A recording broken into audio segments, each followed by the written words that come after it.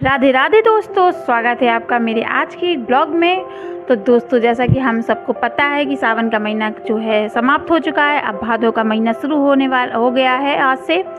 तो भादों के महीने में जो होता है, गाज माता की पूजा होती है। गाज यानी कि बिजली जो चमकती है आसमान में, वह उसी को हम गाज माता बोलते हैं। उन्हीं की हम लोग पूजा करते हैं। गर्जना होती है जो बिजली की, उसी को गाज माता के नाम से जाना जाता है। तो भादों के महीने में इस गाज माता की पूजा होती है। तो उनकी जो कहानी है आज मैं आपके साथ शेयर करने वाली हूँ। तो चलिए, गाज माता की कथा भादों में सुनी जाती है, तो आप लोगों के साथ मैं वही शेयर करने वाली हूँ। तो बोलिए गाज माता की जय।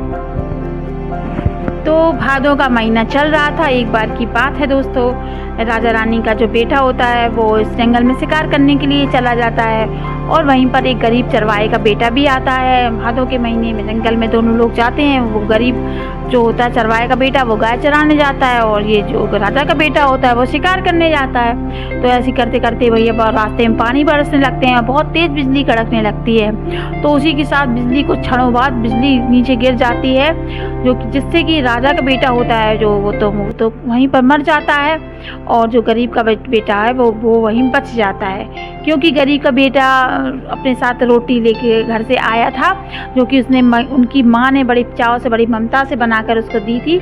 और वो रोटी होती है जो वो गरीब के बेटे के ऊपर जो छत होती है वहाँ पर जाकर ऐसे लग जाती है, तो वो बिजली जो गिरने वाली होती है, तो वो बिजली गिरने से वो रोटी बचा लेती है, और इस तरह गरीब का बेटा बच जाता है। तो ये खबर सैनिक जब ढूंढते ढूंढते आते हैं राजा के बेटे को, तो पता चलता है कि ऐसे ऐसे राजा का बेटा तो मर गया और गरीब का बेटा बच गया। तो राजा यही दृष्टि सुनकर रो रहे थे, कष्ट में चिल्ला रहे थे कि उसका बेटा क्यों नहीं मरा, मेरा बेटा क्यों मर गया।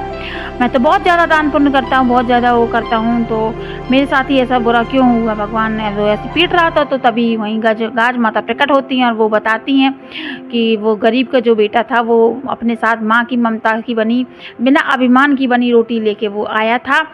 तो उस रोटी ने माँ की ममता थी, और उसमें रोटी में अभिमान नहीं था किसी प्रकार का।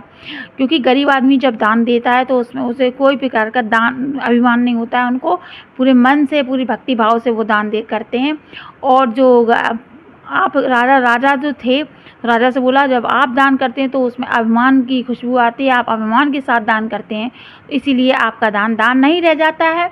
और इसी तरह आपने जो पाप किए होंगे, जो कोई वो आपने दान किया है, वो उसका फल नहीं आपको मिला, और आपका बेटा नहीं बचा। और इसी तरह वो गरीब का बेटा बच जाता है, और वो अपने घर चला जाता है। फिर गाज माता कहती हैं तुम ऐसा करो, जो भाद्र पक्ष आता है उसमें गाज माता जो मेरी पूजा करो, प्रार्थना करो, तुम्हारे घर में फिर से खुशियों की किलकारी गूंजेगी, फिर से एक बालक का जन्म होगा।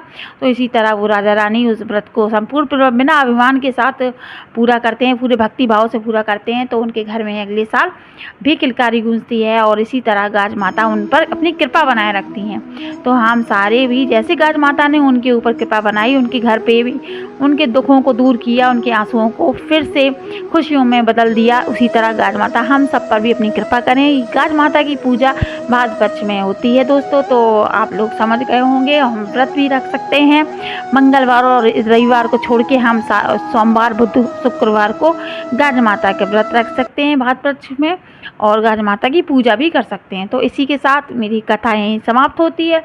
तो बोलिए गाज माता की जय। राधे राधे मेरी प्यारी बहनों, राधे राधे मेरे प्यारे भाइयों। मिलेंगे अगले ब्लॉग में, तब तक आप लोग ख्याल रखें, सुरक्षित रहें।